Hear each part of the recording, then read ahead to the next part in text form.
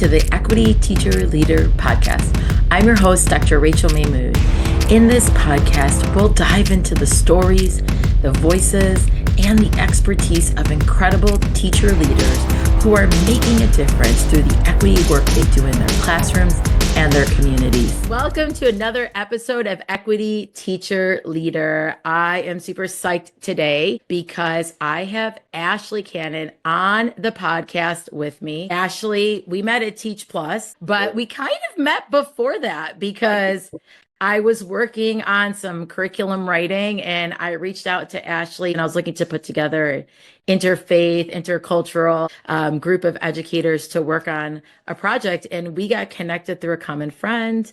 And then crazy, I ended up in Teach Plus. So tell us a little bit about yourself. I am an 8th grade U.S. history teacher in Oak Park Elementary School District 97. I've taught 6th, 7th, and 8th grade there for the last 28 years. I taught 2 years. My first 2 years were teaching on the South Side. I taught elementary Spanish to kindergarten through 10th graders, and then wound up in Oak Park teaching history. And I came out to Oak Park as the Illinois Teacher of the Year. I visited your district, I believe, right? That's right, you did. Yeah, I came out. I did a surprise visit.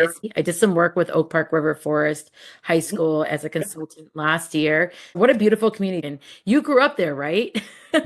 I did. I grew up in Oak Park, went to District 97 schools, went to OPRF, the high school. After bouncing around in my undergrad, I came back and started teaching, and it just seemed like a natural fit to kind of come back to Oak Park in that full circle moment.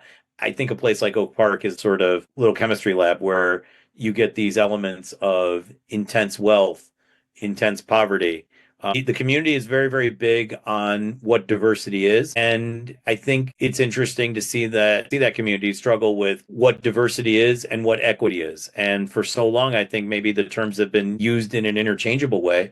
And now I think the communities begin to realize that they're two separate entities and there's two different sets of implications within each. You know, when I went to school in Oak Park in the 80s, these values weren't even part of the dialogue. They weren't part of the lexicon. Part of the culture now in Oak Park, right? To be equity forward, to embrace diversity. It is very diverse. Okay. So you mentioned growing up in the 80s, and I did a little homework on you. I know you as a Teach Plus fellow and a colleague. I found an article that you wrote about some of your experiences growing up Asian in Oak Park in the 80s. And I really connected to that. I'm also Asian. I'm also Indian. It was a tough time to be an Indian student in American school. So tell us a little bit about your experiences as a student. I like framing it with the story that I remember from first grade. I was having lunch outside.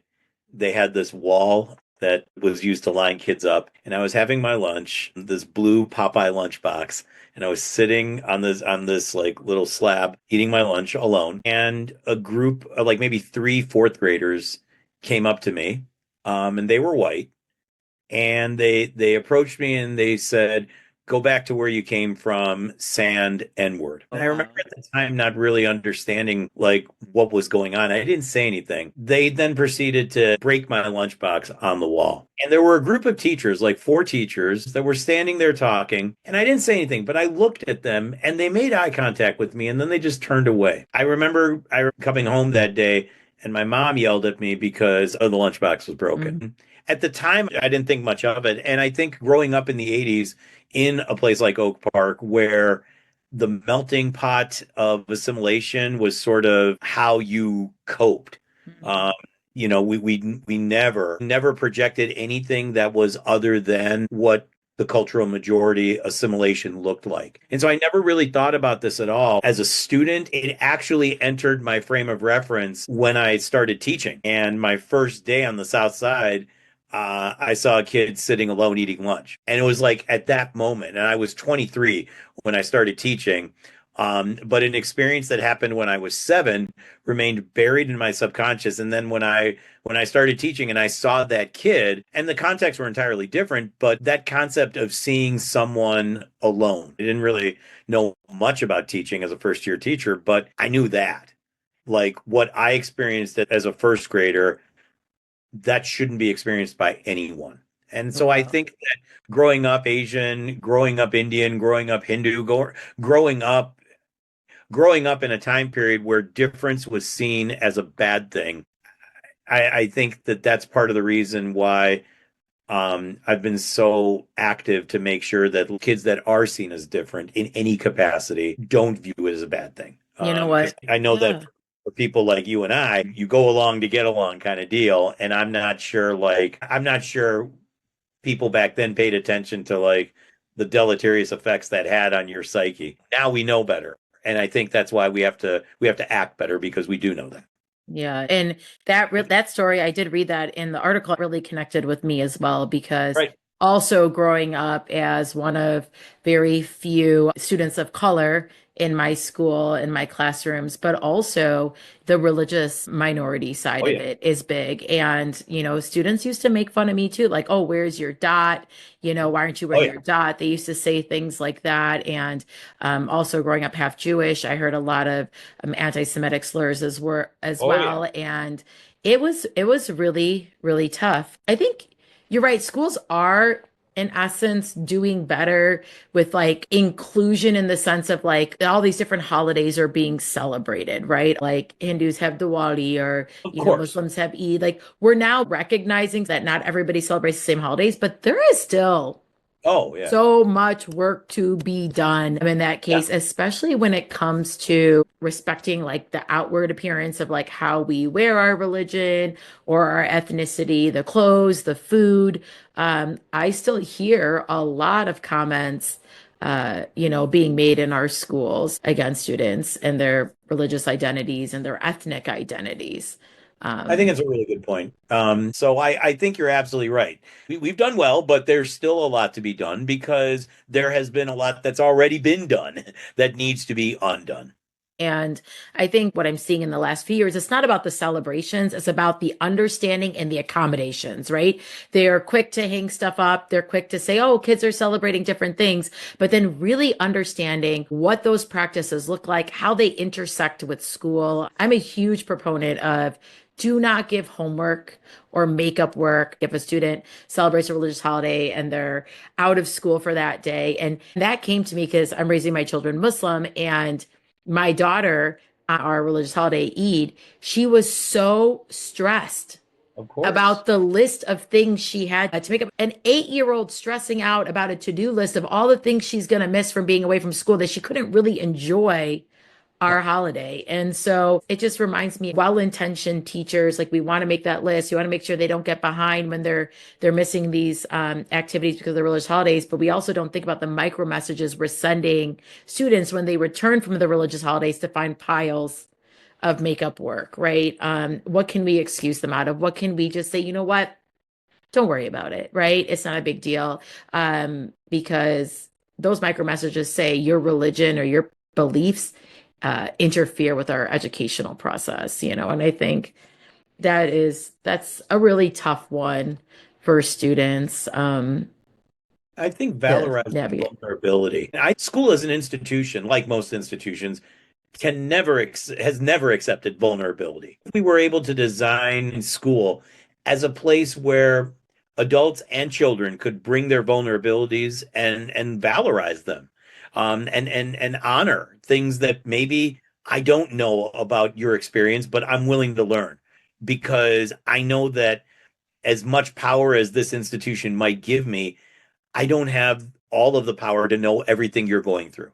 So I have to be vulnerable a little bit and show that so that you can recognize that you can share your vulnerability. We could we can get a lot of bang for buck if we're recognizing that the process of honoring someone's difference involves us being vulnerable to accept that. Decenter our own sense of certainty in place of someone else, like that curiosity. Uh, you could do a lot of good things with that. We haven't made school what it should be by thinking that we know what school ought to be. Yeah, I love that. And okay, so we're talking about like being in that space of vulnerability, helping people to feel vulnerable. I think about, as I'm traveling around the state and I've been doing these keynotes, Yeah. one of the things that I've been for the first time is vulnerable on a public Yeah. platform. I want to talk about the power of stories, right? Like my keynote is built all on the stories of being that kid who didn't belong, growing up to be that teacher that's still searching for belonging in school. And something that I loved about Teach Plus and about your story, like in your blog, is just how much power stories have Yeah. and how stories can be a very effective tool in helping people to maybe achieve that vulnerability that you're talking about. I love the idea of how we can use stories for advocacy. And that's something Teach Plus teaches us to do. You've been a Teach Plus everything, right? Started off as a policy fellow, then became a senior fellow. This year, I'm finishing up being a writing fellow. Next year, I'm going to be working with AI and as one of their leading edge fellows. I think I'll be doing some work with the policy fellowship again as like a Oh my super senior fellow. Like I'm God. That is amazing. Yes. And for those of you that are listening, maybe to this is one of your first episodes and you haven't heard us talk about Teach Plus before, Teach Plus is basically an advocacy group that helps to elevate teacher voice in, researching policy, designing policy. Am I missing anything, Ashley? Um, I think it Affecting policy. hits up your idea of leveraging student and teacher stories to create Mhm. legislative change, institutional change, educational authority change. The idea that the people that are designing policies are are not really connected to schools. So who better to create policy than the people that are living it? Whether it's teachers and students, like those are the people that on the ground level are probably the best sources to understand what policy change is needed. And so if you're leveraging those stories to create change, I mean, ethically speaking, it just expands the moral imagination of the listener. But practically speaking, it really does get to the heart of what meaningful policy is. Yeah. And we do that on like a macro level by Right. helping teachers to be like the conduit between the classroom and the policy changes that are, happening at that macro level. I think that's yeah, a great summary. And so the first time I saw you present, I was in the Teach Plus. I'm a fellow this year, and you presented to us on like writing an op-ed. And I think I came up to you, I was like in tears because I am not a natural writer. I joke that I suffer from verbal vomit, writing constipation. And so Good luck. That's a I good one. was like so stressed about like how do we write an op-ed, and like you have written so many op-eds and they've gotten picked up by like the Chicago Tribune. I'm just seeing like how we as educators can leverage our stories in op-eds, in our writing, in the way we choose to blog about our experiences so we can help people better understand our lived experiences as educators. And hopefully, yes, to affect policy would be amazing, but just to even earn empathy and understanding in a Yeah. time like now, it's like everything is so polarized. Early on in my marriage, my wife would ask me, like, what'd you do at work today? Mhm.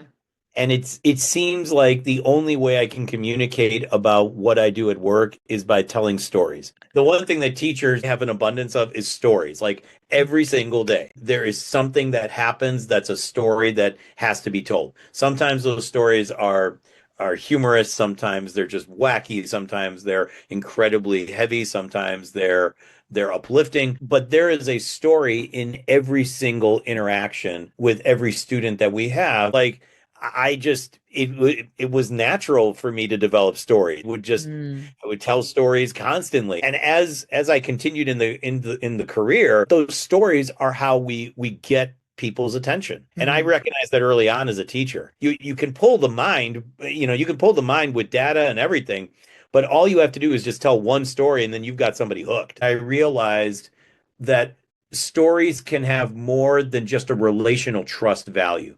Like you can Mhm. leverage them to actually galvanize people into action if they are approached the right way. I'd love for you to tell the story from the op-ed about teacher retention. I feel like that's a great example of a story and how you took that and then connected to something we needed to change in education. We have a tradition in our when our eighth graders graduate, the sixth and seventh grade teachers and the sixth and seventh grade students all line the hallways. Mhm. And as the eighth graders walk through the hallways for the last time before they walk out of the building, everyone applauds them. And I'm walking with this one kid, Murphy. He's getting these high fives from all these teachers. And he's just like putting his hands up and he's like, okay, whatever. And as we walk out of the building, I'm like, are you all good? And he goes, yeah, I guess. But like, I don't know any of those teachers. Like the Mm. teachers that I had in sixth and seventh grade, they're not here anymore. And I went through the list with him of who he had in sixth grade, who he had in seventh grade, and he was right. Like they all left. The teacher turnover in our building, we're averaging 10 to 11 new positions a year. So if you started off in our building in sixth grade, by the time you graduated in eighth, the teachers that got you to this point of graduation are no longer there. And it was a small story, but I realized Murphy's not alone. This is what's happening to kids all over the country. Part of the disconnect that's happening with education is that we don't have teachers that are staying in the business for like 25 years. We don't have teachers that are teaching like, oh, you taught my sister, you taught my brother. I love like when you go through a whole family. That's something Yeah, special. right? It's something Like I special. I can say to the profession has become more transactional than more transformational. We've Yeah. adopted models of retention and so-called efficiency that have created systems and structures that are not conducive to what the traditional notion of a teacher is and was. And I think kids are hurting for that. I think the disconnect when we talk about like SEL and we talk about what connection to a community looks like, you can't be connected to a community you don't know. And I think that's the real impact of the teacher turnover crisis is that kids no longer feel connected to content. They no longer feel connected to instruction. They no longer feel connected to community because you're not going to be there. Why should I? And again, they may not be able to vocalize it in that way, but they feel it. Mhm. Because when I go to the high school and kids are like, Mr. Can, you're still a Julian, right? I can come out and visit you, right? So the ending to that story was I remember telling Murphy, look, man, your teachers are gone, but I'm still here. So no matter where you go or what you do, you can always come back and visit because I'm not going anywhere. And that's when he smiled. He's like, I got you. Right. Like that's, and that's an example of how just a small story from one experience, you can extrapolate out into recognizing that this is something that we need to change. And that op-ed got picked up because that's happening everywhere. Murphy's stories. Yeah.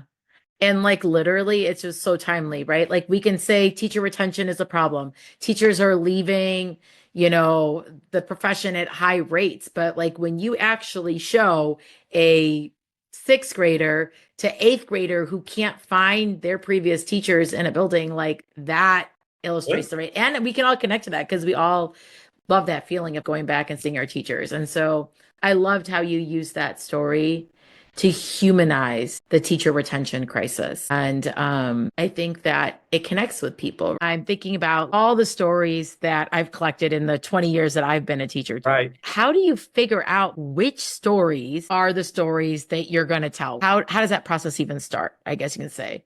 I tell a lot of stories about school too, but they don't always turn into advocacy. I think that when you are looking for your stories of advocacy, you have to look at which kids needed help. Mm, And I would put it just in those terms. Sometimes for me, it has been which kids did I fail to help? I remember about 9 or 10 years ago, we had a rule in our building that you could only host students in your room for lunch if they were on your team.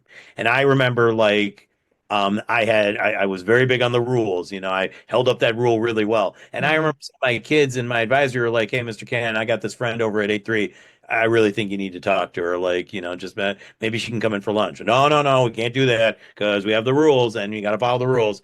And my kids eventually like they backed down, and so I found out like a year later she was going to be a rising sophomore.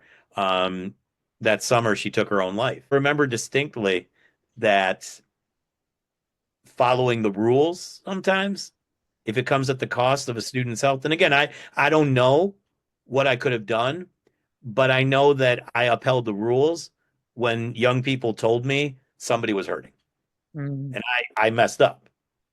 Um, you know, that's an example of a story that I now use to leverage change. On some level, our institutions are not serving all of our students in the best way possible. And young people need us now more than ever. So if these rules are meant to kind of continue order and structure, and we know they're doing harm, those are the stories we need to really put on Front Street to valorize our vulnerability again, to say, look, I screwed up, but I'm not going to let it happen again. So I think that the way that we choose stories have to be what's going to redress or remedy the harm that has been done. Or flip it the other way. You want to be positive? What's a story that's worked that if you scale it out, more people benefit? If I've got a story of something that works, that's an example that needs to be highlighted. And again, not saying I'm doing it, everyone should do it, because that's our other problem in education. If I see one teacher do it, then everyone's got to do it.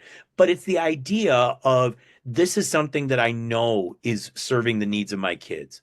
This is something I know is helping. If you allow yourself to be both participant and observer, you can start seeing that, oh, there's a lot going on there. Neurodivergence, like our schools are definitely not made for students that are neurodivergent. So, like, what are we doing? If you're doing something that actually works for a neurodivergent kid, that's a story that we need to elevate. That's a story that is demanding to be told. So I think people have to make that decision. What is it that needs to be done? Or what is it that's working that needs to be, if you don't want to scale it out, that definitely doesn't need to be stopped. Because that's the other thing, like innovation, creativity, they're being sacrificed at the altar of mediocrity, conformity. That you have just spoken to my soul. Right. And So the like teachers that are pushing the boundaries. We want something that's interchangeable, substitutable, and replaceable. And unfortunately, our children aren't, because they're carrying these universes with them that have not been created on an assembly line.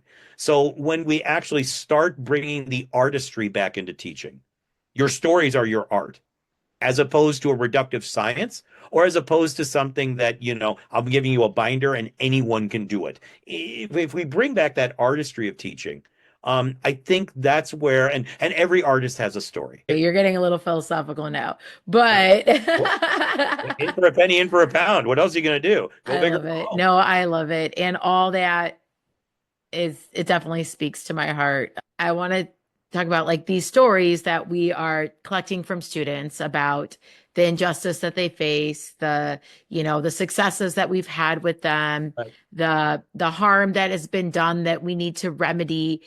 We can share these stories in spaces to address inequities in our buildings, right? We can share these stories at board meetings to address inequities in our district. We can share these stories with legislators or with the general public, right? To really speak about what's going on at those macro levels. So I think sometimes people are like, well, I'm not going to go meet with like my state senator today, so can I do the advocacy work somewhere else? Absolutely, right?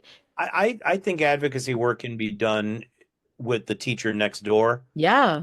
Be done with the teacher down the hallway. I think it can be done with the lunch personnel. I think it can be done with the custodians. I think that our language has to be one of stories, and centering student stories is a practice that you could do with anyone, anything. I mean, think about how great a grade level meeting would actually be if it was about student stories. Yeah, no, Right? definitely. You could get the same agenda accomplished if you actually centered it in the lives and experiences of kids. Hey, I know that you've got kids that are reading below grade level, because I know I've got them. What are you doing? Like, Yeah. what's the story of success, or what are you seeing there? That's where advocacy lies. I know that, like, the state senator and giving testimony in the House, like all that, that is a part of it. But the basic notion of advocacy is getting people to understand what your experiences are and sharing that.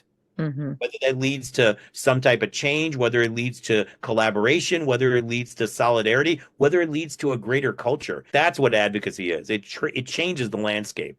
And storytelling can do that. So I would. I love that. All right. So can you give us 3 steps to getting started if we do want to like use our stories to do like an op-ed or do some kind of writing to share, to advocate for something, or even if we're putting together a speech for our school board, or we're doing some type of writing, we have to jot something down because we're going to advocate for something. Give me 3 steps, simple steps, that those of us that are not pros, that do not have articles published in the Chicago Tribune already, how could we get started using these stories for advocacy purposes? I think step one is, what are you doing in your daily practice to really get to know your students? Mm, To not know what you think you know about them, to not know what other people tell you about them.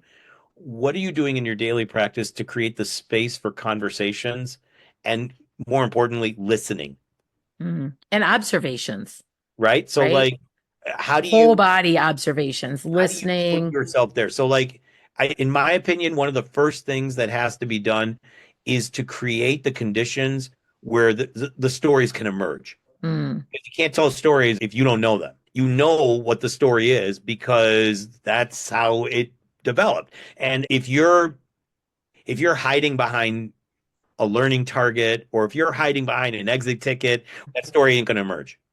I got 17 standards I got to teach. I got to do a straight lecture for 15 minutes. Guess what? You're crowding. You can do that, but you're crowding out stories. So I think the first thing we need to do is figure out what are the conditions that we are creating in our classroom environment that allow stories to emerge. The second thing that we love need to it. do is figure out what are the stories we wish to tell. When we now have created those conditions, we're getting some growth. What is that growth telling us? And then I think the third thing that we need to do is, once we figure out what stories to tell that story. How do we tell those stories that honor the experiences of our students? Because our Mm, students may not be able to tell those stories. So whether they want to or not, or whether they have the language or not, they're empowering us and entrusting their stories to us. When someone gives me a story, or when someone gives me something that is a story, how do I do that justice? How do I carry that story, not being the owner of it? Because all I am is a conduit. I'm taking that story from what I experienced with that person, with that student, into a setting where maybe something can be done about that student. mm, And whether that's a meeting with your principal or your department chair or your colleague next door or the lunch lady that seems to have it out for the kid, like that's where change happens. That mm, that that's what we can do in a real-time focus that doesn't require us to like meet with a senator. Or if you want to do that, you certainly can. But I think that there's something about the idea of what are the conditions we're creating to cultivate those stories. What are the stories that are emerging from our transformative conditions, and then what are we going to do to trust the student story? What are we doing to make sure that we honor that trust that they've given us with that story? I love that. And like part of that is like, protecting their identities, Very painting much them in a picture that like later, if that story came back to them, that they changing names, wouldn't be changing harmed by identifying, it. changing things that identify. I always like beginning with, I got this kid. You create layers to protect those stories, but the story itself becomes really important. That's what people are focused on. Instead of the whole, well, who's the kid? The relationship is a two-way road, right? So you can collect those stories and then you start to think about what is the injustice that our students are facing, right? And so I can pick the stories that kind of highlight what am I advocating for? And then I think that while protecting their identities and everything, at some point we do have to make some kind of connection from the story to like the ask or the want or like Yeah, what is the right, transitional change. Sometimes you can tell a story and people are moved in their heart, but they don't know what you want them to do with that story. So and then we right. say, we're telling you this story because Well, there's always an ask in there, because we're either trying to make things better or we're trying to expand things out so that more people can experience success. There's a need in these stories, right. and Okay. that's what we do with our I was stories. also thinking about this, like from going back to Teach Plus, they teach the me, we, now framework. And I know, like, I loved hearing that framework because it helped me also craft the story, right? Yep. Like, where do we start? So the me is, remind me, the me is the story from From my point of view, that's my my point of view. That's my experience. And I think that also helps in your third example of how to protect the student. Never sure. tell somebody else's story, right? We're telling our point of view from what we've observed, from where we were standing and what we were thinking at the time, right? Yep. And And then the we then the becomes we is what? how does it connect with other people? Like, this story isn't isolated, Oh, right? yeah. So how does the story of this one incident? The we part is this is the story of a greater group of people who have a shared story, a shared experience. Look at all the connections out.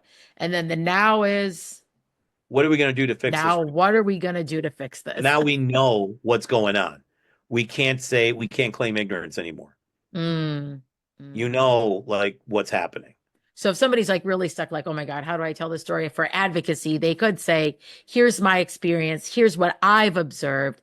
But this is not just about me and my classroom. This is about the larger issue going on that a lot of us are facing, that we are facing. And then finally, now that you know this, we need to do something about it. Now this is what we can do.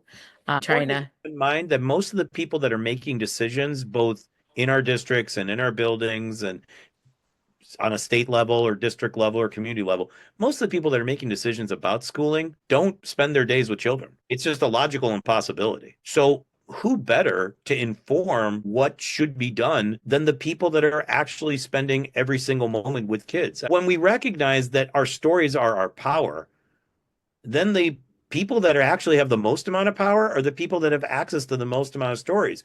Who has more access to stories than teachers? I love that. So we have the most power because we have the stories that are going to inspire the change, right? And we hold you know what, as teachers, we kind of hold the collective wisdom of a community, you know. We don't see that because we have gotten used to this corporate pecking order. Like you have to shark your way up the ladder of success, but each rung of the ladder moves you farther away from the stories. A principal does not have, no disrespect to our principal brothers and sisters, but they do not have access to those real-time stories that a teacher does. When you talk about trust, the principal does not have as much trust as the classroom teacher. No way. And again, I'm sure there are great principals there. I know there are.